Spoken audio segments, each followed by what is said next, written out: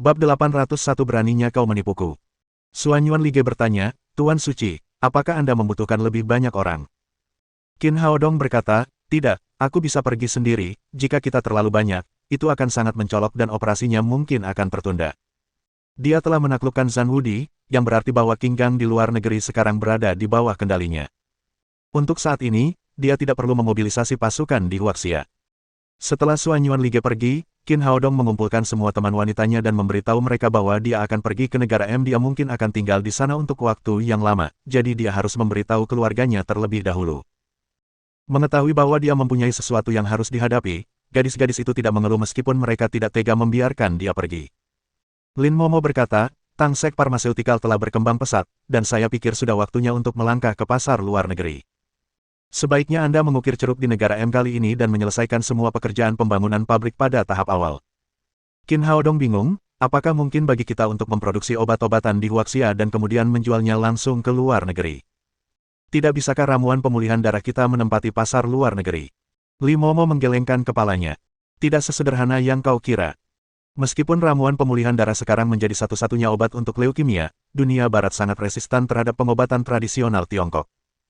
Beberapa negara telah membuat undang-undang yang secara langsung membatasi impor TCM. Di negara lain, meskipun tidak ada larangan total, proses persetujuannya sangat ketat dan biasanya butuh waktu 3 hingga 5 tahun untuk menyelesaikannya. Tim profesional kami telah melakukan penelitian dan menemukan bahwa cara terbaik untuk memasuki pasar barat adalah dengan membangun pabrik dan memproduksi pil di sana, yang dapat menghemat banyak masalah bagi kami. Petik 2. Baiklah, aku mengerti. Mendengar penjelasannya, Qin Haodong mengerti apa yang sedang terjadi.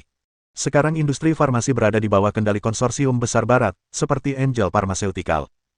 Orang-orang barat berpikir tentang cara menguasai pasar Huaxia.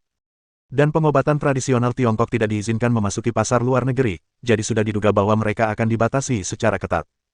Dalam kasus ini, juga sangat sulit bagi mereka untuk membangun pabrik dan memproduksi pil di luar negeri. Qin Haodong mengambil keputusan, membuat beberapa persiapan dan bergegas ke bandara tanpa penundaan. Dia punya banyak hal yang harus diurus di M Country, jadi dia tidak bisa terlalu menonjol. Dia memilih penerbangan internasional ke M Country daripada naik jet pribadinya. Lin Momo memesankan kabin kelas 1 untuknya. Setelah naik pesawat, ia diantar ke tempat duduknya oleh seorang pramugari yang cantik. Seorang wanita duduk di sebelahnya. Ia sedang membolak-balik majalah mode, menutupi seluruh wajahnya. Meskipun dia tidak melihat wajahnya dengan jelas, Qin Haodong masih bisa merasakan pesonanya yang kuat. Dia sangat seksi. Pria akan tertarik pada payudaranya yang besar, pinggangnya yang ramping, pinggulnya yang lebar, dan kakinya yang jenjang. Sepertinya saya cukup beruntung, wanita yang duduk di dekat saya di pesawat itu cantik, tetapi saya tidak yakin seperti apa penampilannya. Memikirkan hal ini, Qin Haodong duduk. Menyadari ada yang datang, wanita itu meletakkan majalahnya. Dia cukup terkejut melihat Qin Haodong, wah, ternyata kamu mau ke M Country. Qin Haodong menoleh dan melihat bahwa wanita itu adalah Si Yumi, Presiden Liu Su Clothing, sekaligus perancang busana terkenal di Huaxia. Dia pernah menyelamatkannya. Kakak, aku tidak menyangka akan melihatmu di sini. Qin Haodong juga sedikit terkejut. Aku akan pergi ke kota H di negara M untuk mengurus bisnis. Si Yumi tersenyum menawan. Adik kecil, aku juga akan pergi ke kota H, negara M. Kita naik pesawat yang sama, dan aku juga duduk di sebelahmu, sepertinya kita memang ditakdirkan bersama. Qin Haodong mengangguk sambil tersenyum. Dia harus mengakui bahwa Si Yumi adalah wanita yang menawan dan dia sangat tertarik padanya. Kakak, apa tujuanmu ke M Country? Kamu sedang jalan-jalan. Saya tidak seberuntung itu, kata Si Yumi. Saya bepergian sepanjang tahun untuk bekerja, jadi saya tidak punya waktu untuk bepergian. Kali ini saya pergi ke M Country untuk mengikuti kompetisi mode terkenal. Kemudian mereka mengobrol dengan gembira satu sama lain. Si Yumi, yang mudah terhibur, sesekali tertawa kecil. Dan dia sangat cantik. Senyumnya begitu menawan sehingga hampir semua orang di kabin memandang Qin Haodong dengan rasa iri. Pada saat itu, seorang pria jangkung berkulit putih dan berjanggut masuk. Pria ini mengenakan setelan jas rancangan desainer, dan tampak cukup angkuh dengan jam tangan Rolex emasnya. Dia terpana saat pertama kali melihat Si Yumi, kemudian terlihat sekilas keserakahan di matanya. Tidak banyak kursi di kelas utama. Qin Haodong dan Si Ye duduk di sisi kanan pesawat, sementara pria berjanggut dan pria parubaya lainnya dari Huaxia duduk di sisi kiri. Setelah memastikan tempat duduknya, pria berjanggut itu berkata kepada Qin Haodong dengan bahasa Huaxia yang terbata-bata, "Wah, tidak pantas bagimu untuk duduk di sini, ayo kita ganti tempat duduk." Jelaslah dia ingin duduk di sebelah si Yumi. Qin Haodong meliriknya dan berkata, "Tuan, ini kursi saya, ada apa?" Pria berjanggut itu berkata dengan kasar, "Apakah kau tahu siapa aku? Berhentilah bicara omong kosong dan lakukan saja apa yang kukatakan." Baik di Huaxia maupun di negara M, akan selalu ada orang yang sok suci seperti itu. Qin Haodong mengabaikannya dan terus berbicara dengan si Yumi. Pria berjanggut itu jelas sangat tidak puas dengan sikap Qin Haodong, tetapi dia harus menelan amarahnya saat memikirkan bahwa itu bukan kampung halamannya. Dia mengeluarkan setumpuk uang dari sakunya, melemparkannya ke depan Qin Haodong dan berkata, "Ini $2.000. Tukar tempat dudukmu denganku, dan uang ini akan menjadi milikmu." Qin Haodong mengerutkan kening. "Aku tidak butuh uangmu, dan aku tidak ingin bertukar tempat duduk denganmu." Si Yumi juga berkata dengan tidak puas, "Bagaimana kamu bisa melakukan ini? Kamu tidak menunjukkan rasa hormat kepada kami, ada sesuatu yang tidak bisa dibeli dengan uang." Pria berjanggut itu tersenyum meremehkan. "Segala sesuatu ada harganya, alasan mengapa Anda tidak dapat membelinya adalah karena harganya tidak cukup tinggi." Kemudian dia melemparkan setumpuk uang kertas lagi di depan Qin Haodong. "Ini $10.000. Bisakah aku bertukar tempat duduk denganmu sekarang?" Qin Haodong mengambil uang itu dan berkata, "Itu tidak cukup. Jika kamu memberiku $10.000 lagi, aku bisa memberimu tempat dudukku." Si Yumi terkejut. Dia tidak menyangka Qin Haodong adalah pria serakah. Pria berjanggut itu tertawa dan berkata dengan puas, "Lihat, sudah kubilang bahwa segala sesuatu ada harganya, kau bisa mendapatkan apapun yang kau inginkan jika kau menawar dengan harga yang wajar." Kemudian dia mengeluarkan $10.000 lagi dan meletakkannya di depan Qin Haodong. Dia berkata dengan arogan, "Ambil uangnya dan cepat pergi." Dia mengubah tempat duduknya agar bisa mendekati si Yumi. Alasan mengapa dia begitu murah hati adalah karena dia ingin memamerkan kekayaannya di depan wanita cantik ini untuk mendapatkan cintanya. Qin Haodong meninggalkan tempat duduknya sambil membawa dua tumpukan besar uang kertas AS saat penumpang lain memandangnya dengan jijik, lalu duduk di tempat duduk pria berjanggut itu. Dia memberikan setumpuk uang kertas AS kepada pria parubaya di sebelahku. "Paman, ini untukmu, bagaimana kalau kita bertukar tempat duduk dengan pacarku?" Pria parubaya itu hanya menghabiskan kurang dari $1.000 untuk tiket pesawat ini. Uang sebanyak itu menutupi biaya tiket pesawatnya, dan dia juga meraup banyak uang. Tentu saja, dia tidak akan menolak tawaran Qin. Dia langsung tersenyum dan berkata, "Tidak masalah, saya akan pindah tempat duduk sekarang." Kemudian dia segera bangkit dan bertukar tempat duduk dengan si Yumi. Penumpang lain awalnya tercengang, lalu mereka semua tertawa terbahak-bahak. Baru kemudian mereka menyadari bahwa pria berjanggut itu telah ditipu oleh Qin Haodong. Si Yumi juga tahu bahwa dia salah paham terhadap Qin Haodong. Dia menatapnya dengan menawan dan berbisik, "Kamu terlalu buruk, tapi aku menyukainya." Keduanya sangat dekat satu sama lain, dan si Yumi hampir mencium wajahnya. Aroma yang menawan tercium di hidung Qin Haodong, dan dia tergerak. Melihat bahwa dia telah menghabiskan lebih dari $20.000 untuk posisi yang tidak berguna, dan ada seorang pria parubaya yang duduk di sebelahnya, pria berjanggut itu tiba-tiba menjadi marah. Dia melompat dan menunjuk ke arah Qin Haodong, "Wah, beraninya kau membodohiku." Qin Haodong berkata sambil tersenyum, "Apa maksudmu? Aku melakukan apa yang kau katakan dan bertukar tempat duduk denganmu, apakah ada masalah?" "Wah, kau sedang mencari kematian." Pria berjanggut itu selalu bersikap kasar dan agresif. Dia tidak bisa lagi menahan amarahnya dan memukul Qin Haodong dengan keras menggunakan tinjunya yang besar.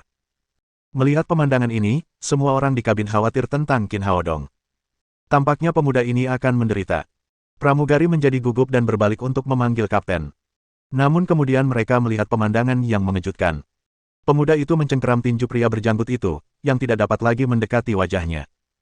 Wajah lelaki berjanggut itu memerah, tetapi tinjunya tidak bisa bergerak maju atau mundur, seolah-olah dia telah dijepit oleh sepasang tang. Pada saat yang sama, ada rasa sakit yang tajam di tangannya, dan dia bahkan bisa mendengar derit tulangnya. "Ah, lepaskan aku, sialan, lepaskan aku." Pria berjanggut itu menggigil kesakitan dan hampir menangis. Qin Haodong dengan lembut mendorongnya kembali ke tempat duduknya. "Bung, jangan main-main denganku, kau tidak akan sanggup menanggung konsekuensinya. Kau tunggu saja dan lihat saja, aku punya banyak uang, aku tidak akan membiarkanmu pergi." Pria berjanggut itu terus mengancam Qin Haodong, tetapi matanya penuh ketakutan. Dia tidak berani menyerang pemuda itu lagi. Jelas dia takut. Saat itu, dia sangat menyesalinya. Mengapa dia tidak membawa pengawalnya? Kalau tidak, dia akan memberi pelajaran pada si gigolo itu. Pria parubaya yang duduk di sebelahnya tampak tidak tahan lagi. Ia berkata dengan nada meremehkan, "Saya tidak suka orang sepertimu yang suka membual, kamu selalu berbicara tentang uang, seolah-olah kamu benar-benar kaya." Pria berjanggut yang baru saja dipermalukan oleh Qin Haodong kini dibenci oleh pria parubaya di sebelahnya. Ia menjadi marah dan menepuk-nepuk tas hitamnya di bawah lengannya. Aku kaya. Kenapa kau tidak percaya padaku? Lihat tas ini. Ini edisi terbatas Prada. Harganya 150.000. Saya punya 200.000 dolar di dalamnya sekarang. Petik 2. Pria parubaya itu tampak terkejut dengan perkataan pria berjanggut itu, tetapi dia masih tidak yakin, ada apa? Saya juga punya 200.000 dolar, tetapi itu bukan uang tunai. Pria berjanggut itu akhirnya mendapatkan kembali kepercayaan dirinya. Untuk menggambarkan kekayaannya dengan lebih baik, ia mengeluarkan kartu bank. Apakah kau ingin bersaing denganku? Aku punya 30 juta dolar di kartu ini. Itu hanya uang sakuku, tetapi cukup untukmu menghabiskan seluruh hidupmu. Sejujurnya, aku adalah tuan muda keluarga Jared. Kekayaanku jauh melampaui imajinasimu. Berbicara tentang ini, dia tiba-tiba berdiri dari tempat duduknya dan melihat sekelilingnya dengan penuh percaya diri. Dua penumpang dari kota N negara bagian M berseru, ya ampun, ternyata dia anggota keluarga Jared, pantas saja dia begitu kaya. Ketika mendengar pembicaraan itu, pria berjanggut itu semakin bangga. Namun, saat itu, pistol hitam ditekan ke kepalanya. Tuan Jared, ambil semua uangmu. Bab 802 Pengorbanan si Yumi.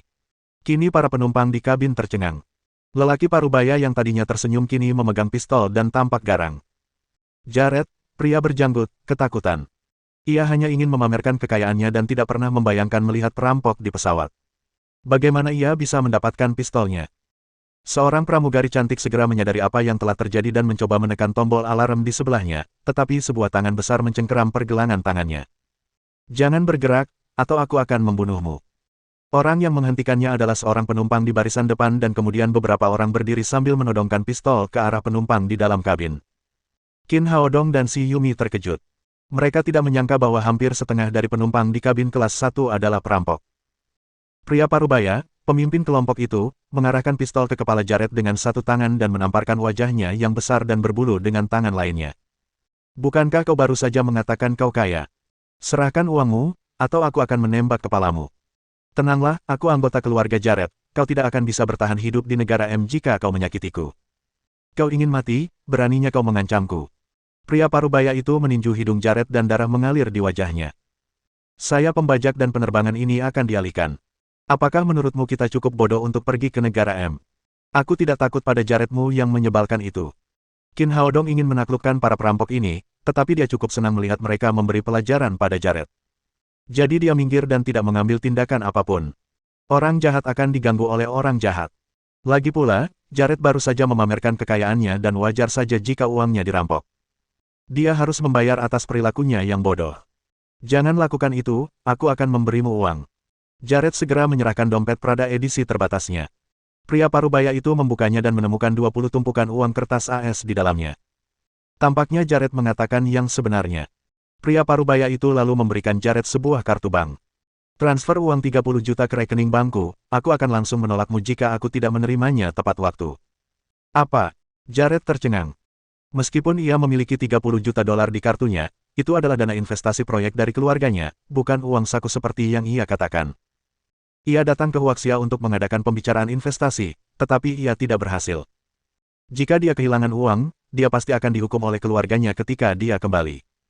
Tidak senang melihat Jared ragu-ragu, pria parubaya itu mengulurkan tangan dan menarik jenggotnya dengan kasar. Jared menjerit, dan wajah berjanggutnya berlumuran darah. Saya akan mentransfer uangnya kepada Anda sekarang, tolong jangan lakukan itu lagi. Jared yang sejak kecil dimanja tidak pernah mengalami penyiksaan seperti ini. Ia segera mengeluarkan ponselnya dan mulai mentransfer uang.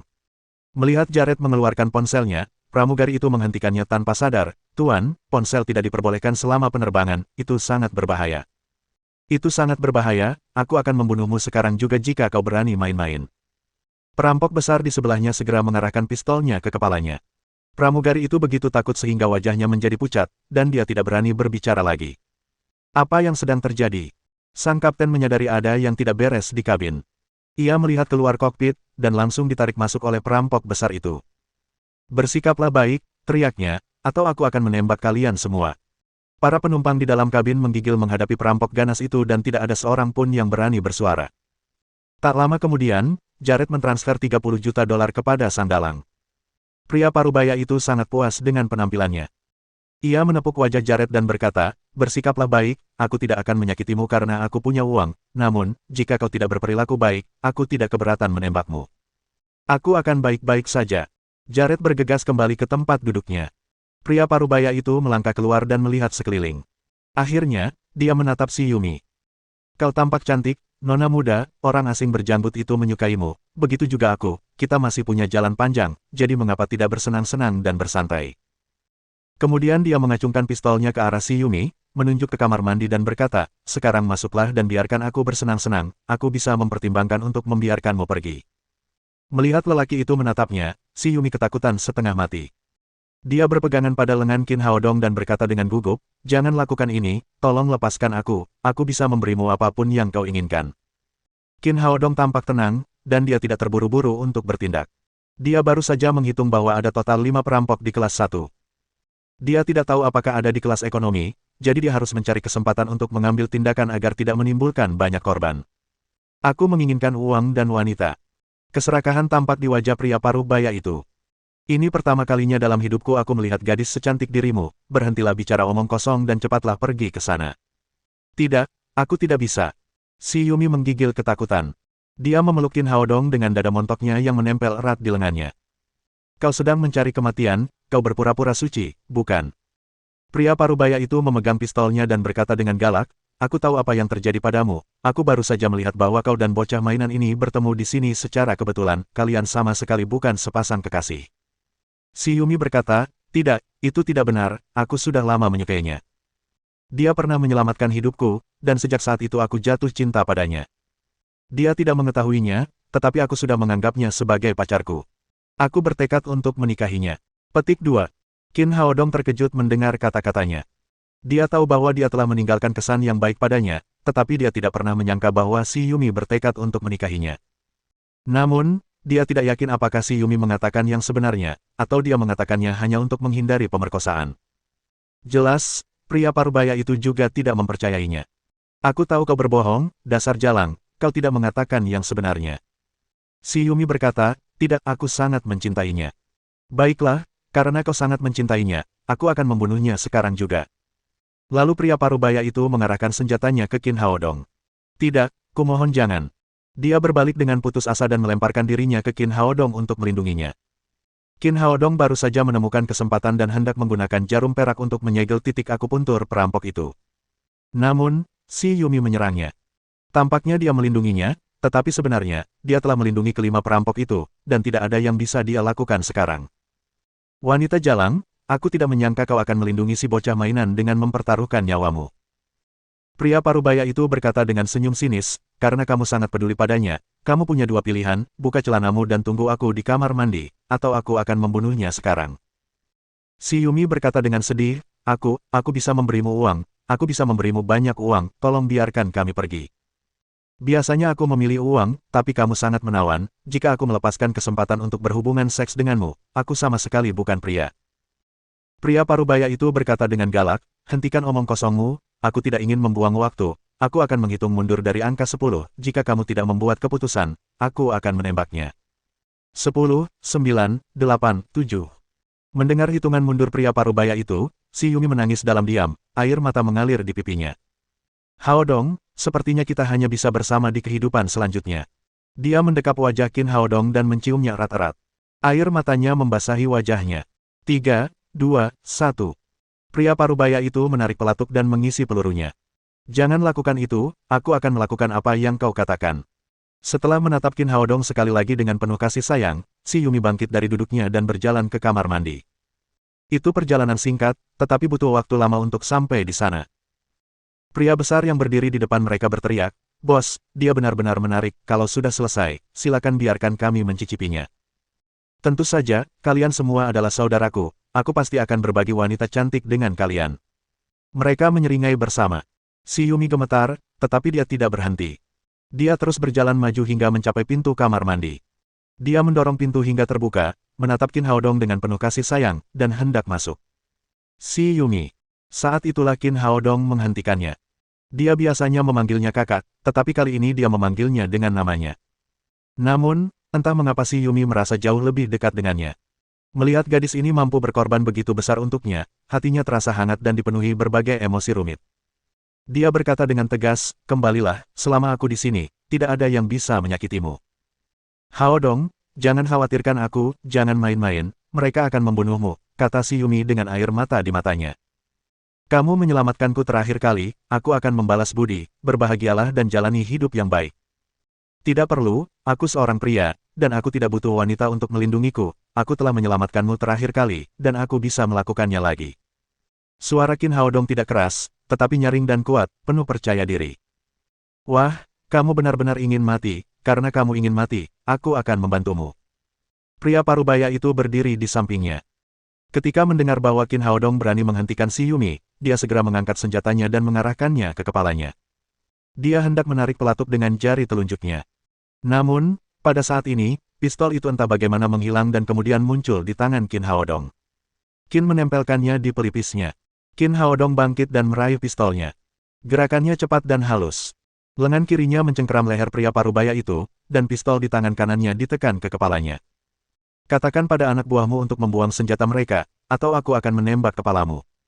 Pria parubaya itu gemetar ketakutan.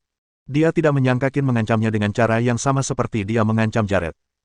Dia buru-buru berteriak, letakkan senjata kalian, cepat dan letakkan senjata kalian. Anak buahnya di kabin mengikuti perintahnya dan perlahan-lahan meletakkan senjata mereka. Namun pada saat itu, pria besar itu berteriak, teman-teman, jangan letakkan senjata kalian, atau kita semua akan terbunuh. Kita bisa punya bos lain, tapi manusia hanya hidup sekali. Bunuh mereka, dan kekayaan seluruh pesawat akan menjadi milik kita. Petik 2. Mendengar perkataan orang besar itu, orang-orang bersenjata yang tadinya meletakkan senjata mereka mengangkat senjata mereka sekali lagi. Orang besar itu mengarahkan pistolnya ke arah Qin Haodong, dan hendak menembaknya.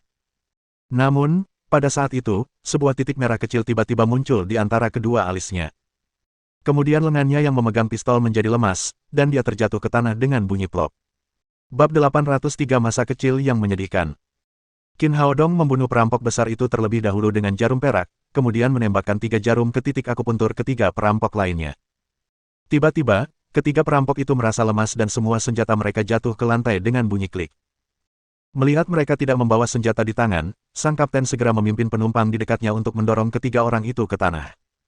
Kelima perampok itu berhasil ditundukkan hanya dalam hitungan detik. Qin Haodong mengambil tali dari kapten dan mengikat perampok parubaya itu dengan kuat. Si Yumi, yang berdiri di dekatnya, tersadar kembali seolah baru saja terbangun dari mimpi. Pipinya memerah saat mengingat apa yang telah terjadi. Dia berjalan mendekati perampok setengah baya itu dan menendangnya dengan keras di selangkangan. Bajingan, beraninya kau. Perampok setengah baya itu berteriak. Ia tampaknya mendengar suara buah sakarnya pecah. Bahkan jika ia tidak menghabiskan hidupnya di penjara, ia tidak akan pernah menjadi pria lagi. Qin Haodong menarik perampok lain dan bertanya kepadanya dengan manipulasi pikiran, berapa banyak dari kalian semua, apakah ada kaki tangan kalian di kelas ekonomi? Perampok itu berkata, tidak, hanya ada 5 orang dari kita. Kami berencana untuk merampok kabin kelas 1 terlebih dahulu, karena penumpang di sini kaya, dan kemudian kami akan membajak pesawat dan terbang ke sebuah pulau di dekat negara M. Kami naik speedboat ke sana. Setelah menjarah semua penumpang, kami akan berangkat dengan perahu. Petik 2. Mendengar bahwa perampok itu tidak punya kaki tangan, semua orang di kabin itu menghela napas lega.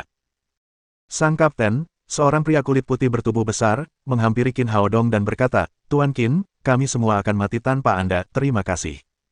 Qin Haodong berkata, mereka hanya pencuri, tidak ada apa-apanya. Sang kapten berkata, tidak, Anda telah menyelamatkan banyak dari kami harus berterima kasih kepada Anda. Saya sudah membicarakannya dengan kantor pusat. Mulai sekarang, Anda adalah anggota tertinggi di perusahaan kami. Anda akan menikmati kelas pertama kami secara gratis mulai sekarang. Petik 2. Qin Haodong mengangguk pelan. Meskipun dia kaya, perawatannya terdengar bagus. Pada saat ini, terdengar ledakan tepuk tangan di kabin dan semua orang berterima kasih kepada Qin Haodong, kecuali Jared yang berjanggut yang menatap Qin dengan penuh kebencian. Dia merasa jika Qin Haodong dan si Yumi tidak ada di sana, dia tidak akan memamerkan kekayaannya di kabin, apalagi menjadi target pertama perampokan. Jika Qin Haodong bergerak lebih awal, 30 juta dolar miliknya tidak akan ditransfer secara paksa kepada perampok itu. Dia mendatangi kapten dan bertanya, Tuan Kapten, perampoknya sudah ditundukkan, bisakah saya mendapatkan kembali uang saya?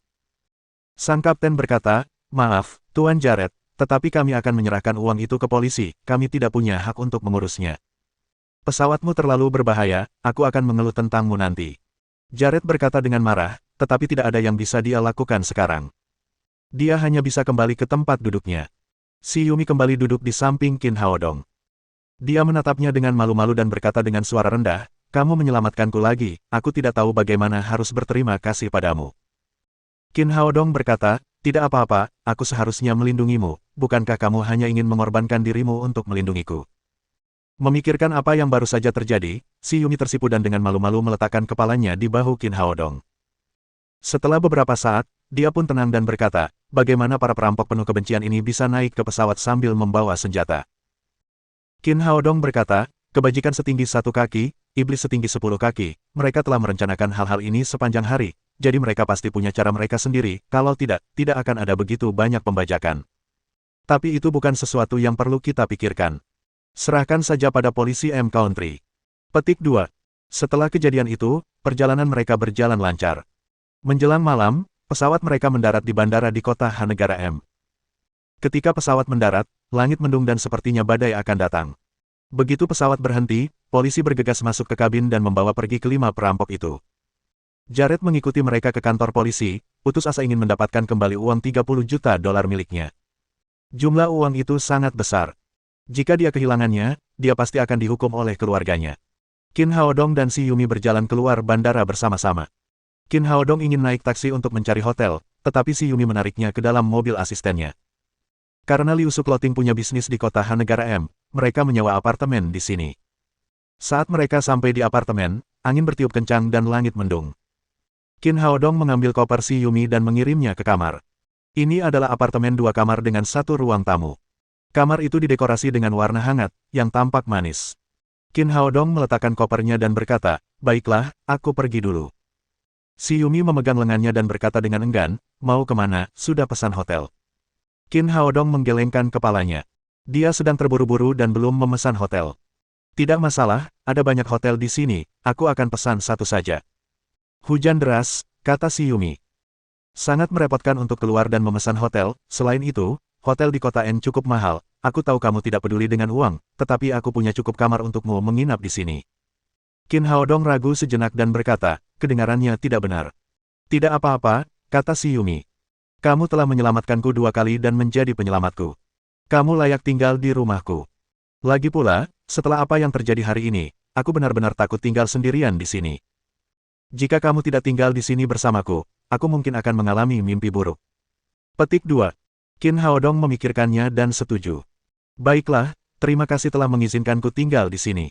Tolong jangan bersikap begitu sopan, aku senang tinggal bersamamu. Ketika Qin setuju untuk tinggal bersamanya, si Yumi sangat gembira. Dia menyiapkan sepasang sandal untuknya dan kemudian membantunya melepaskan jasnya. Dia meminta Qin Haodong untuk duduk di sofa di ruang tamu, lalu menyalakan TV dan membuatkannya secangkir kopi. Istirahatlah dan tonton TV, aku mau mandi, aku kelelahan setelah naik pesawat seharian. Si Yumi masuk ke kamar mandi dengan sepasang piyama putih. Qin Haodong sedang menonton TV sambil minum kopi. Acara varietas sedang ditayangkan di TV, tetapi dia tidak familiar dengan budaya film dan televisi di M Country. Dia juga tidak tertarik dengan para bintang. Dia merasa bosan setelah menontonnya beberapa saat, jadi dia mengambil remote control dan mulai mengganti saluran. Setelah mengganti beberapa saluran, acara TV tiba-tiba menghilang. 2 orang telanjang muncul di layar, dan suaranya juga menjadi sangat ambigu. Qin Haodong terkejut. 2 orang di layar itu telanjang.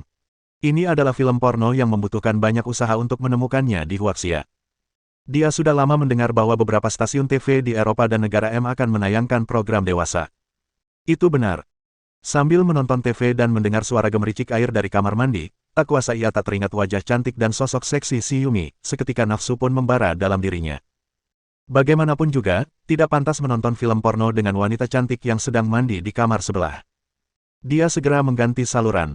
Namun yang mengejutkannya, ini tetap saja film porno, dan bedanya adalah ada 3 orang di layar. Lebih baik tidak menontonnya. Ia segera mematikan TV. Tepat saat itu, ada kilatan petir di langit mendung, diikuti oleh guntur yang memekakkan telinga. Begitu guntur terdengar, si Yumi menjerit di kamar mandi dan bergegas keluar, melemparkan dirinya ke pelukan Qin Haodong. Dia mengenakan handuk, namun handuknya terlepas saat dia bergegas keluar dari kamar mandi, sehingga Qin melihat tubuh telanjangnya. Tulang selangkanya yang menawan, punggungnya yang seksi, pinggulnya yang terangkat, serta kakinya yang panjang dan lurus, semuanya cukup untuk membuat pria normal manapun tergila-gila. Namun, Qin Haodong jelas bisa merasakan bahwa dia sangat takut sekarang. Dia menggigil. Qin Haodong bingung. Apa yang menakutkan dari guntur itu? Kalau saja dia tidak merasakan ketakutan di dalam hatinya, dia akan menyangka bahwa wanita ini sedang mencoba merayunya. Namun, memeluk wanita telanjang yang cantik seperti itu bukanlah hal yang tepat. Tepat saat dia hendak mendorongnya, suara gemuruh di luar terdengar satu demi satu. Si Yumi menjerit lagi, suaranya penuh ketakutan. Dia memeluk Qin Haodong erat-erat dan Qin Haodong kini bisa merasakan dadanya yang penuh. Ada apa denganmu? Aku takut, aku benar-benar takut, aku mohon padamu untuk memelukku, oke. Dia menggigil dan matanya tertutup rapat. Dia tampak sangat ketakutan dan menggemaskan. Qin Haodong tidak punya pilihan selain memeluknya. Saat menyentuh punggungnya yang halus, dia tidak bisa menahan hasrat yang meluap. Adalah hal yang wajar bagi seorang pria untuk gelisah saat ia menghabiskan waktu bersama wanita cantik telanjang di kamar yang sama pada malam hari.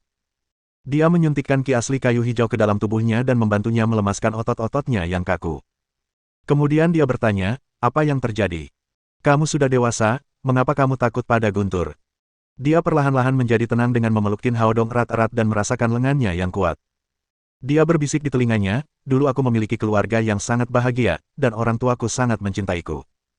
Namun, saat aku berusia 5 tahun, dua perampok tiba-tiba menyerbu rumahku pada suatu malam hujan disertai guntur. Orang tuaku menaruhku di bawah tempat tidur, dan mereka semua dibunuh dengan kejam oleh para perampok itu. Saat itu aku melihat semuanya dengan jelas, dan aku sangat takut sehingga tidak berani menangis. Sejak saat itu, aku sangat takut pada malam yang bergemuruh. Qin Haodong tidak menyangka si Yumi akan mengalami masa kecil yang menyedihkan. Dia menepuk punggungnya dan menghiburnya. Tidak apa-apa, aku di sini, jangan takut. Terima kasih. Si Yumi mengangguk pelan. Kehadirannya sedikit meredakan rasa takutnya. Ia menambahkan, selama ini aku hidup sendiri, setiap malam saat guntur bergemuruh. Aku akan meringkuk ketakutan di sudut tempat tidur, menyalakan semua lampu, dan menyetel suara TV ke volume maksimal, baru setelah guntur menghilang, aku tertidur. Qin Haodong menggendongnya, menaruhnya di tempat tidur, dan menyelimutinya. Barulah ia menyadari handuk mandinya telah terlepas. Ia tersipu dan ketakutannya pun berkurang. Pada saat ini, terdengar suara guntur lagi. Dia mengulurkan tangan untuk meraih lengan Qin Haodong dengan ngeri dan berkata, tetaplah di sini, kumohon. Qin Haodong tidak punya pilihan lain selain naik ke tempat tidur dan memeluk wanita itu beserta selimutnya. Si Yumi menyandarkan kepalanya di bahunya dan bergumam, akan sangat menyenangkan jika kamu bisa tinggal bersamaku sepanjang waktu. Qin Haodong bertanya, karena kamu sangat takut, mengapa kamu tidak mencari pacar? Kamu adalah wanita muda yang cantik dan luar biasa, kamu pasti memiliki banyak pengagum. Bab 804 Klinik Pengobatan Tradisional Cina Tei. Kau benar, aku punya banyak pengagum, ada yang tampan, ada yang muda, dan ada yang sangat sukses, tapi aku tidak menyukai satu pun dari mereka. Qin Haodong berkata, apakah kamu meminta terlalu banyak? Si Yumi melanjutkan, sebenarnya, aku hanya punya satu syarat untuk pacarku, yaitu dia harus bisa membuatku merasa aman. Namun, tidak seorang pun dari mereka yang mampu melakukan ini. Sebagian lebih lemah dariku. Sebagian lagi mengincar kecantikanku atau uangku. Tidak seorang pun yang dapat membuatku merasa aman. Kalau aku bersama mereka, aku akan selalu takut kalau mereka akan meninggalkanku saat aku tua atau bangkrut. Petik 2. Qin Haodong bertanya, apakah karena kamu terlalu curiga? Jika terus seperti ini, kamu tidak akan bisa menikah. Ada saat ketika saya bertanya-tanya apakah standar saya dalam memilih pasangan hidup salah dan apakah tidak ada pria yang akan saya cintai. Berbicara tentang ini, dia tiba-tiba mengangkat kepalanya, menatap langsung ke arah Qin Haodong dan berkata, tetapi sejak aku bertemu denganmu hari itu, aku menyadari bahwa persyaratanku tidak tinggi. Hanya saja aku belum menemukan tuan yang tepat untukku. Saat pertama kali melihatmu, aku merasa aman dan tenang. Ini adalah sesuatu yang belum pernah kualami sebelumnya, jadi aku begadang malam itu untuk membuatkanmu satu set pakaian. Aku tahu bahwa aku telah jatuh cinta padamu. Petik 2. Qin Haodong berkata, tapi seperti yang kau lihat, aku sudah punya banyak pacar, ini sangat tidak adil untukmu. Itulah yang kupikirkan saat itu, jadi kutinggalkan pakaian itu bersamamu dan pulang. Satu hal yang kulakukan akhir-akhir ini adalah mencoba melupakanmu. Namun, itu terlalu sulit. Aku telah bekerja keras selama berhari-hari, tetapi bayanganmu semakin jelas dalam pikiranku. Mungkin Tuhan tidak ingin aku melupakanmu, sehingga kita bisa bertemu di sini lagi. Petik 2. Qin Haodong tidak mengatakan apa-apa. Dia tidak tahu harus berkata apa pada saat yang spesial ini. Ekspresi kegembiraan terpancar di wajahnya. Pada saat para perampok memaksaku, aku tahu betapa pentingnya dirimu bagiku. Aku bisa mengorbankan segalanya atau bahkan mati untukmu. Kau berhasil menjinakkan para perampok itu dan aku selamat. Lalu tiba-tiba aku sadar bahwa aku tidak peduli dengan apapun, termasuk pacar-pacarmu selama aku bisa bersamamu. Kamu adalah pemuda yang menjanjikan, dan mereka bisa saling menerima. Mengapa aku tidak bisa? Qin Haodong berkata, jangan terlalu impulsif, pikirkan baik-baik. Aku tidak perlu memikirkannya lagi, kaulah lelaki yang selama ini kucari dalam hidupku, dunia ini tak berarti bagiku jika aku tak bisa bersamamu. Berbicara tentang ini, dia tiba-tiba membuka selimutnya. Haodong, kumohon tetaplah bersamaku, aku ingin menjadi wanitamu. Dia dewasa, seksi, cantik, dan menawan. Dia memiliki hampir semua kelebihan wanita. Tidak ada pria yang bisa menahan godaannya. Qin Haodong selalu terkesan dengan kecantikan dan pesonanya, tetapi entah mengapa dia selalu merasa sedikit gelisah, sesuatu yang belum pernah dia rasakan sebelumnya saat berbicara dengan gadis lain. Karena rasa gelisah ini, akhirnya dia menahan dorongan hatinya. Dia menyelimutinya dan menutupi tubuhnya yang sempurna. Menurutku itu terlalu terburu-buru, pikirkan lagi. Kekecewaan terpancar di matanya, lalu dia berkata, mengapa kau menjauhiku? Padahal, aku sudah sendiri selama bertahun-tahun. Aku tidak pernah menyukai orang lain, dan aku belum pernah berhubungan seks sebelumnya. Kalau kamu tidak percaya padaku, kamu bisa mencobanya. Aku masih perawan. Petik 2. Aku tidak bermaksud begitu, kata Qin Haodong, aku tidak peduli apakah kamu masih perawan atau tidak. Aku hanya ingin kamu memikirkannya. Tapi aku sudah memikirkannya matang-matang, tidak peduli berapa banyak pacar yang kau punya, aku tidak peduli, aku akan senang jika kau bersikap baik padaku. Si Yumi, tenanglah, kata Qin Haodong, sebenarnya, ini kedua kalinya kita bertemu, jangan terlalu impulsif, mari kita pikirkan baik-baik, oke. Apakah menurutmu aku tidak cukup cantik? Tidak, kamu sangat cantik dan aku sangat terkesan dengan penampilanmu. Lalu mengapa kau melakukan ini padaku? Si Yumi berkata dengan menyedihkan. Aku tidak bermaksud apa-apa lagi, kurasa ini terlalu terburu-buru, aku khawatir kau akan menyesalinya. Baiklah, kata si Yumi. Tapi aku ingin tidur di pelukanmu malam ini.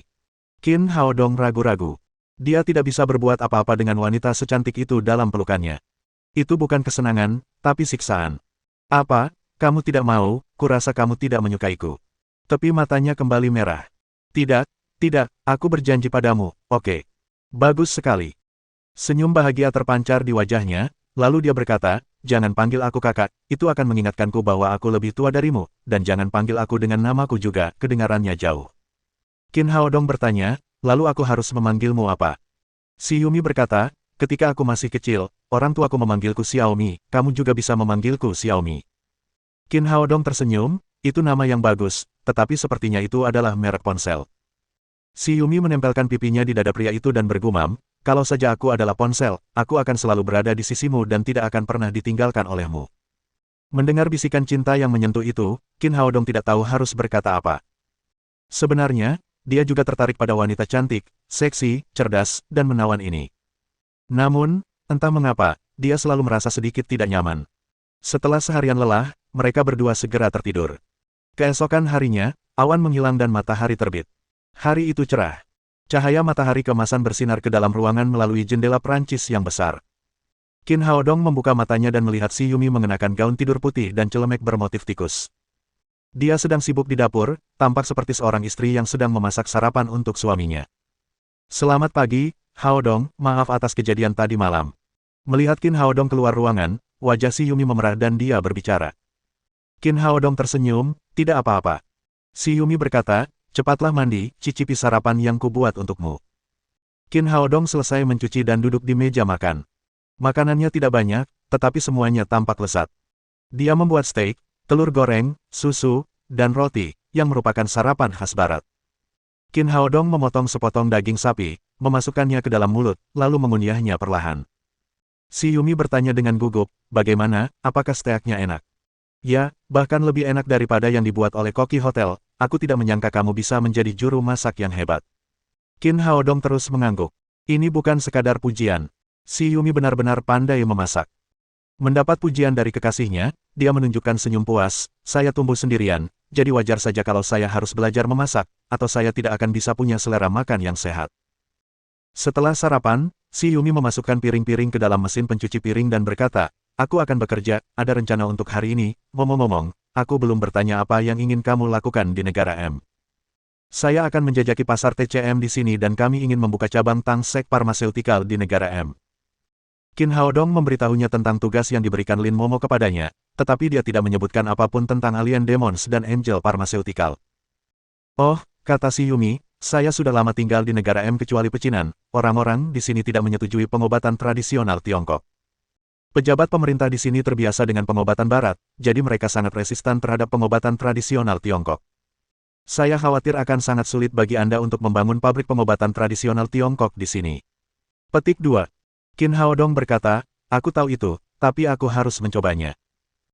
Si Yumi memegang lengannya dan berkata dengan intim, apapun yang terjadi, aku akan mendukungmu, pekan mode ini hanya berlangsung selama 7 hari, aku berencana untuk kembali setelah selesai, tetapi jika kamu akan mengurus bisnis di negara M, aku akan tinggal di sini bersamamu. Qin Haodong berkata, itu bukan ide yang bagus, saya tidak tahu berapa lama saya harus tinggal di sini, bisnis dalam negeri Anda mungkin akan terpengaruh. Tidak masalah, bisnis tidak lebih dari sekadar menghasilkan uang, tetapi kamu jauh lebih penting daripada uang, kata si Yumi sambil tersenyum, jika kamu bisa tinggal di negara M selama sisa hidupmu, aku akan berada di sini bersamamu. Qin Haodong mencubit hidungnya yang mungil. Baiklah, cepatlah bekerja, atau kamu akan terlambat. Aku akan keluar dan melihat-lihat apakah ada kesempatan. Baiklah, mari kita pergi bersama. Si Yumi mengunci pintu dan keluar bersama Qin Haodong. Dia berpisah dengan Qin Haodong dengan enggan saat mereka berada di lantai bawah. Melihat si Yumi yang seksi dan menawan masuk ke dalam mobil, Qin Haodong sedikit mengernyit. Dia adalah gadis yang polos dan tulus padanya, tetapi mengapa dia tidak bisa melihatnya? Si Yumi masuk ke dalam mobil yang dikirim oleh asistennya. Dia menurunkan kaca jendela dan melambaikan tangan ke Qin Haodong, lalu pergi. Qin Haodong menggelengkan kepalanya. Mungkin dia terlalu banyak berpikir. Dia mengesampingkan pikiran ini untuk sementara dan mulai mempertimbangkan apa yang harus dilakukan selanjutnya. Tujuan perjalanan ke negara M ini adalah untuk menemukan kantor pusat Angel Pharmaceutical dan menyelamatkan Sun Fengqing dan cucunya. Namun, dia tidak tahu harus mulai dari mana sekarang. Si Yumi telah menyebutkan bahwa Chinatown lebih bersahabat dengan pengobatan tradisional Tiongkok TCM, jadi dia memutuskan untuk pergi ke sana terlebih dahulu. Dia naik taksi dan menuju Chinatown. Setelah keluar dari mobil, ia terkagum-kagum dengan kehebatan orang-orang Huaxia. Mereka dapat bertahan hidup dan berkembang biak di sudut manapun di bumi dan menjalani kehidupan yang baik. Orang-orang dari Huaxia berkulit kuning dan bermata hitam ada di mana-mana, yang membuatnya merasa seolah-olah dia telah kembali ke Huaxia. Dia berjalan sepanjang jalan dan menikmati pemandangan ramai di sekelilingnya. Namun tiba-tiba dia melihat sekelompok orang berkumpul di depan sebuah toko. Ada plakat antik yang tergantung di toko itu, dan di plakat itu tertulis, Klinik Pengobatan Tradisional Tiongkok Tai, dengan huruf-huruf persegi Tiongkok. Ini adalah klinik pengobatan tradisional Tiongkok pertama yang ia lihat di negara M, namun, tampaknya ada sesuatu yang terjadi. Qin Haodong melangkah maju karena khawatir dengan rekan-rekannya. Di klinik, seorang pemuda berusia 30-an berteriak kepada seorang gadis muda berusia 20-an. Keduanya adalah orang Huaxia, dan mereka juga berdebat dalam bahasa Huaxia. Pemuda itu berteriak dengan marah, dasar tukang tipu, saya hanya batuk ringan dan ingin minum obat, namun batuk saya tidak kunjung sembuh, malah, saya sakit perut sepanjang malam, dan itu hampir membunuh saya. Orang-orang di sekitarnya juga berteriak, dasar tukang tipu, kau hampir membunuhnya. Dulu saya datang ke sini untuk mengobati penyakit saya, keterampilan medis dokter di sini luar biasa, saya telah sembuh dari penyakit lambung saya yang sudah berlangsung bertahun-tahun hanya dalam seminggu, bagaimana ini bisa terjadi? Bukankah ada dokter tua di klinik pengobatan tradisional Cina Tai? Dokter tua lebih dapat diandalkan, tetapi gadis kecil ini tidak dapat melakukannya. Gadis kecil dari klinik pengobatan tradisional Tiongkok itu tampak lembut dan cantik, dengan sepasang kepang bunga yang diikatkan di belakang kepalanya. Ia tampak sangat murni. Mendengar pembicaraan di sekitarnya dan melihat ke arah pemuda di depannya, dia berkata dengan gugup, maaf, aku tidak tahu kenapa kamu sakit perut, aku benar-benar minta maaf, ini semua salahku, kenapa aku tidak membayarmu sejumlah uang. Bab 805 Tanda Indra Ilahi. Pemuda itu berkata dengan agresif, kalau begitu, berikan aku 1 juta yuan, kurang 1 sen lagi dan aku akan mencopot papan nama klinikmu. Gadis kecil itu terkejut dan berteriak, 1 juta, kakak, aku tidak bisa melakukannya, tuanku tidak ada di rumah, bagaimana mungkin aku punya uang sebanyak itu? Jika kamu tidak punya uang, aku akan mencopot tandamu. Pemuda itu tampaknya sudah siap. Ia memegang pipa baja sepanjang 1 meter di tangannya dan hendak membantingnya ke papan nama di atas pintu. Gadis kecil itu segera melangkah maju untuk menghentikannya. Kakak, kamu tidak boleh menghancurkan tanda ini adalah kerja keras tuanku. Saya tidak peduli, tidak ada gunanya mempertahankan klinik yang berbahaya seperti itu. Pria parubaya itu juga membawa 2 orang pembantu. Dia berbalik dan berteriak, hentikan dia, aku akan menghancurkan kliniknya hari ini. Kedua orang itu melangkah maju untuk menghentikan gadis kecil itu. Pemuda itu mengangkat pipa baja di tangannya lagi dan hendak menghancurkan papan nama klinik pengobatan tradisional Cina Tei. Meskipun banyak penonton, semua orang menyaksikan keseruannya, jadi mereka tidak maju untuk menghentikannya. Pada saat ini, sebuah tangan yang kuat mencengkeram pipa baja di tangan pemuda itu. Saudaraku, kita semua dari Huaxia, tidak mudah bagi kita untuk tinggal di sini, tidak perlu bertindak terlalu jauh, bukan? Tentu saja, itu adalah Qin Haodong. Sebagai seorang praktisi pengobatan Tiongkok, dia tidak bisa hanya melihat pria ini menghancurkan klinik. Pemuda itu berbalik dan menatap Qin Haodong dari ujung kepala sampai ujung kaki. Dia berteriak dengan marah, wah, siapa kamu, kenapa kamu pikir kamu bisa menghentikanku? Qin Haodong tersenyum dan berkata, saudaraku, aku juga seorang praktisi pengobatan Tiongkok, sebenarnya, kamu tidak perlu begitu marah, bukankah itu hanya menyembuhkan penyakit, aku bisa menyembuhkanmu. Mendengar perkataannya itu, orang-orang di sekitarnya langsung ribut. Siapakah pemuda ini? Dia bahkan terlihat beberapa tahun lebih muda dari gadis kecil itu, apakah dia bisa menyembuhkan penyakit? Menurutku tidak, meskipun pengobatan tradisional Tiongkok itu hebat, tetap saja butuh pengalaman, lagi pula, pemuda seperti ini tidak bisa diandalkan. Pemuda itu berkata, dengan kemampuanmu, aku tidak bisa mempercayaimu, kemarin, obat yang diresepkan oleh klinik ini hampir membunuhku, jika aku mempercayaimu lagi, kau akan membunuhku. Qin Haodong berkata, saudaraku, saya tidak perlu meresepkan obat, saya hanya perlu akupuntur, jika saya tidak dapat menyembuhkan penyakit Anda, saya akan segera membayar Anda 1 juta atas nama klinik. Pemuda itu terkejut. Apa yang diucapkannya hanya karena marah. Ia sama sekali tidak menyangka klinik itu akan memberinya ganti rugi sebesar 1 juta yuan. Toh, itu hanya diare, dan tidak menyebabkan kerugian yang besar. Ia hanya ingin merusak reputasi klinik itu. Adik kecil, apakah kamu sedang mempermainkanku? Qin Haodong berkata, tentu saja tidak. Beri aku waktu 20 menit. Jika aku tidak bisa menyembuhkanmu, kamu tidak hanya akan menghancurkan papan nama klinik, tetapi aku juga akan membayarmu 1 juta yuan. Pemuda itu berpikir sejenak dan merasa bahwa ia tidak akan menderita kerugian apapun, jadi ia berkata, baiklah, kali ini aku percaya padamu, semua orang memperhatikan, jika kau tidak dapat menyembuhkan penyakitku, kau dapat mengganti rugiku dengan 1 juta yuan. Qin Haodong masuk ke klinik pengobatan tradisional Tiongkok Tai dan duduk tepat di samping meja. Pertama-tama, ia merasakan denyut nadi pemuda itu, lalu berkata, saudaraku, apakah Anda punya resep yang membuat Anda sakit perut, bisakah Anda menunjukkannya kepada saya?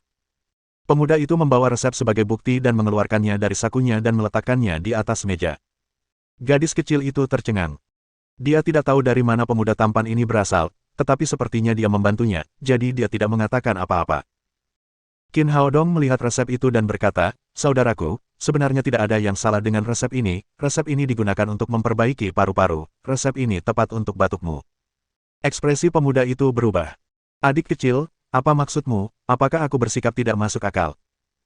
Qin Haodong berkata, saudaraku, jangan terlalu bersemangat, dengarkan aku, kesalahannya adalah karena secara membabi buta mematuhi aturan dan tidak mempertimbangkan konstitusi Anda.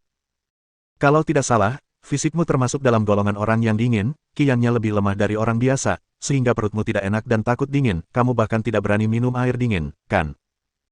Ya, seperti ini, aku sudah sensitif terhadap dingin selama bertahun-tahun, dan perutku selalu tidak enak, selama aku makan sesuatu yang dingin, aku akan diare, tapi kali ini terlalu serius, dan hampir membunuhku. Melihat bahwa Qin Haodong benar, pemuda itu semakin mempercayainya. Qin Haodong berkata, tidak apa-apa, saudaraku, ini semua masalah kecil, selama aku memberimu sesi akupuntur, kamu akan sembuh dalam beberapa saat. Setelah itu, dia mengeluarkan jarum perak dari sakunya dan mulai menusukkannya ke tubuh pemuda itu. Dia pertama-tama menusukkan jarum perak ke beberapa titik penting seperti Feiyu, Chanzong di dada pemuda itu. Sungguh menakjubkan. Begitu jarum perak itu dipasang, batuk pria parubaya itu langsung berhenti. Kemudian, Qin Haodong mengalirkan ki asli kayu hijau ke dalam tubuh pria itu melalui jarum perak, menghilangkan rasa dingin di tubuhnya, lalu membantunya membersihkan meridian usus dan perut yang tersumbat. 10 menit kemudian, Qin Haodong mengambil kembali jarum perak itu. Saudaraku, kamu juga harus merasakannya, apakah kamu sudah pulih dari penyakitmu? Pemuda itu merasakan hangat di dadanya, seolah ada matahari di dalamnya. Ia belum pernah merasakan hal seperti ini sebelumnya. Sekarang dia tidak hanya berhenti batuk, tetapi juga merasa sangat nyaman di perut dan ulu hatinya. Dokter kecil, keterampilan medismu sungguh luar biasa, aku sudah mendatangi banyak dokter untuk mengobati rasa takutku terhadap dingin, mereka tidak bisa berbuat apa-apa, aku tidak menyangka kau bisa menyembuhkannya secepat ini. Qin Haodong tersenyum dan berkata, karena kamu sudah sembuh, mari kita lupakan apa yang terjadi hari ini. Baiklah, adik kecil, aku akan memberimu muka hari ini. Lupakan saja karena kau sudah menyembuhkanku, atau aku akan menghancurkan klinik ini. Setelah itu, dia meninggalkan klinik bersama kedua pria itu. Ketika orang-orang yang berkumpul di pintu melihat tidak ada yang menarik untuk ditonton, mereka pun bubar. Gadis kecil itu datang dan berkata, kakak, terima kasih banyak, kalau bukan karena bantuanmu, aku benar-benar tidak akan tahu apa yang harus kulakukan hari ini. Ketika dia mengatakan itu, mata gadis kecil itu memerah dan dia hampir menangis. Qin Haodong berkata, apakah kamu yang menulis resep itu? Itu saya baru saja mendengar dari Anda, saya benar-benar tidak memberikan diagnosis yang tepat, saya tidak mempertimbangkan kondisi tubuhnya saat saya memberinya resep. Gadis kecil itu berkata lagi, adik kecil, menurutku apa yang kamu lakukan terlalu berisiko, kalau dia sudah sembuh tapi bilang tidak, lalu apa, bukankah kamu harus membayarnya 1 juta yuan? Berbicara tentang ini, dia sedikit takut. Jika Qin Haodong benar-benar kalah, dia tidak tega memintanya untuk mengganti rugi pasien dengan 1 juta yuan, tetapi dia sendiri tidak punya uang sebanyak itu. Qin Haodong berkata, kamu tidak perlu khawatir tentang itu, aku bisa melihat bahwa dia bukan orang yang tamak, kalau tidak, dia pasti akan meminta uang kepadamu alih-alih mengancam akan menghancurkan tanda itu. Dia sangat menyadari hal semacam ini. Jika pria itu sembuh dari penyakitnya dan ingin memerasnya, Qin Haodong tidak akan bersikap baik sedikitpun. Gadis kecil itu mengucapkan terima kasih lagi dan bertanya, adik kecil, namaku Huang Xiaoxian, siapa namamu? Kurasa kau bukan dari komunitas lokal, apakah kau dari Huaxia? Nama saya Qin Haodong, saya baru saja datang dari Huaxia kemarin. Qin Haodong bertanya, apakah Anda satu-satunya orang di klinik ini? Tentu saja tidak. Tuanku sedang memeriksa pasien. Aku hanya membantunya. Namun, dia tiba-tiba menghilang, dan aku tidak dapat menemukannya meskipun aku berusaha. Klinik ini adalah hasil kerja keras guru saya, jadi saya tidak menutupnya, saya hanya tidak menyangka akan mendapat masalah setelah menangani satu pasien. Setelah mendengar perkataan Huang Xiaoxian, Qin Haodong teringat sesuatu. Gurumu hilang, bisakah kau ceritakan secara rinci apa yang terjadi? Huang Xiaoxian tidak tahu mengapa Qin Haodong menanyakan hal ini, tetapi dia tetap mengatakan yang sebenarnya. Nama guruku adalah Huang Mingze. Dulu, dia pergi ke taman setiap pagi, tetapi dia tidak kembali setelah keluar kemarin pagi. Saya menelepon polisi, tetapi mereka tidak menemukan petunjuk apapun. Mereka pertama-tama membawa Sun Fengqing dan cucunya, dan sekarang dia membawa praktisi pengobatan tradisional Tiongkok dari klinik pengobatan tradisional Tiongkok Tai. Dapat dilihat bahwa mereka pasti punya rencana. Karena mereka telah menangkap Sun Fengqing dan Huang Mingze, apakah mereka akan menyerang orang lain? Dia merasa ada kemungkinan seperti itu. Jika memang begitu, dia bisa menemukan informasi tentang kelompok malaikat. Dia kemudian berkata kepada Huang Xiaoxian, bagaimana keterampilan medis gurumu di jalan setempat? Huang Xiaoxian berkata, tentu saja, mereka yang terbaik, di seluruh jalan, satu-satunya orang yang dapat dibandingkan dengan guruku adalah Tuan Gao dari Balai Permajaan. Qin Haodong bertanya, di mana, bagaimana kabar Tuan Gao? Tidak jauh dari sini, sekitar 4 atau 500 meter jauhnya, Tuan Gao tampak sehat, saya melihatnya pergi menemui pasien pagi ini. Qin Haodong berkata, saya akan mengunjunginya, sebaiknya Anda tutup kliniknya, jangan menerima pasien lagi. Ia menganggap keterampilan medis gadis kecil itu belum cukup baik, karena ia masih dalam tahap magang. Ia masih harus menunggu sebelum dapat merawat pasien sendirian. Ya, aku akan menutupnya sekarang, aku tidak berani menemui pasien lagi. Huang Xiaoxian berkata, adik kecil, aku tidak punya pekerjaan, bagaimana kalau aku mengantarmu ke sana? Qin Haodong mengangguk dan berkata, baiklah, mari kita pergi ke sana bersama. Huang Xiaoxian menutup pintu dan menuntun Qin Haodong berjalan 4 atau 500 meter ke depan di sepanjang jalan. Kemudian mereka melihat klinik pengobatan tradisional Tiongkok lainnya dengan papan bertuliskan Rejuvenation Hall. Qin Haodong meminta Huang Xiaoxian menunggu di luar dan kemudian masuk sendirian. Di klinik, seorang pria tua dengan rambut dan janggut putih sedang memeriksa pasien. Dia adalah pemilik Rejuvenation Hall, dokter pengobatan Tiongkok tua yang terkenal di jalan itu, Gao Mingcheng. Bisnis di sini bagus. Qin Haodong menunggu sebentar sebelum gilirannya tiba. Dia meletakkan 2 jari di pergelangan tangan bagian dalam Qin Haodong. Setelah diagnosis yang serius, dia berkata dengan heran, anak muda, saya telah berpraktik kedokteran selama bertahun-tahun, tetapi saya belum pernah melihat tubuh yang sekuat itu. Saya tidak tahu apa yang Anda ingin saya lihat. Qin Haodong berkata, Tuan, saya baru saja mendengar bahwa keterampilan medis Anda bagus, jadi saya datang ke sini untuk memeriksa denyut nadi saya dan melihat apakah ada yang salah dengan tubuh saya. Gao Mingcheng menggelengkan kepalanya dan berkata, tidak, tubuhmu sangat bagus, benar-benar bagus. Kalau begitu, aku tidak akan mengganggumu lagi. Qin Haodong mengucapkan selamat tinggal dan meninggalkan Rejuvenation Hall. Dia baru saja meninggalkan tanda indera ilahi pada Gao Mingcheng, memanfaatkan sesi pemeriksaan denyut nadi. Jika Angel Pharmaceutical juga mengambil Gao Mingcheng, selama mereka masih di kota, dia akan dapat menemukan markas Angel Pharmaceutical dengan tanda ini. Namun, itu hanya tebakan. Dia tidak bisa terus-terusan mengawasi di sini. Setelah keluar, dia berkata kepada Huang Xiaoxian, bisakah kamu membantuku dengan sesuatu? Tentu saja bisa, kamu sudah banyak membantuku, aku harus melakukan sesuatu untukmu. Huang Xiaoxian setuju tanpa ragu-ragu. Qin Haodong berkata, bantu aku mengawasi balai peremajaan selama beberapa hari ke depan, jika terjadi sesuatu pada Tuan Gao, segera hubungi aku.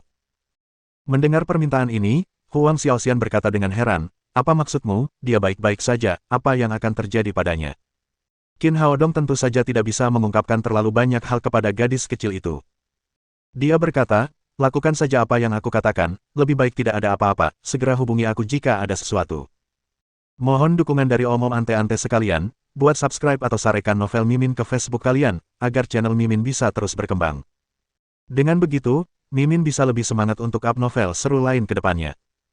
Sekiranya ada kebutuhan buat subback, silakan inbox Mimin atau tuliskan di kolom komentar, Mimin dulukan dengan ucapan terima kasih.